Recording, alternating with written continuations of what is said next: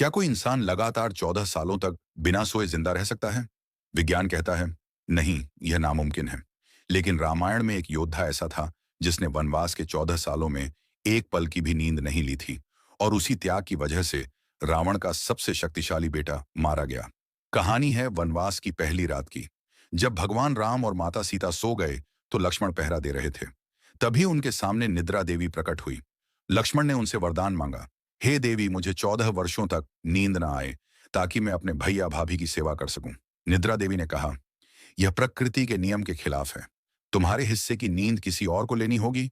तब लक्ष्मण ने कहा, तो मेरे हिस्से की नींद मेरी पत्नी उर्मिला को दे दी जाए। अयोध्या के राजमहल में लक्ष्मण की पत्नी उर्मिला ने इसे स्वीकार किया, और फिर जो हुआ वो इतिहास बन गया।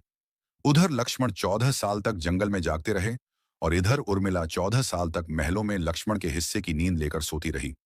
यह सिर्फ त्याग नहीं था, बल्कि एक दैवीय अस्त्र की तैयारी थी।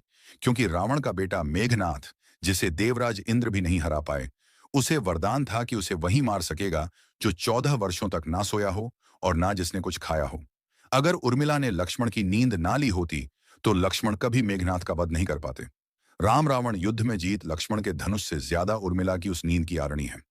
भगवान श्री लक्ष्मण जी के लिए लाइक सब्सक्राइब करके कमेंट में जय लक्ष्मण जरूर लिखें।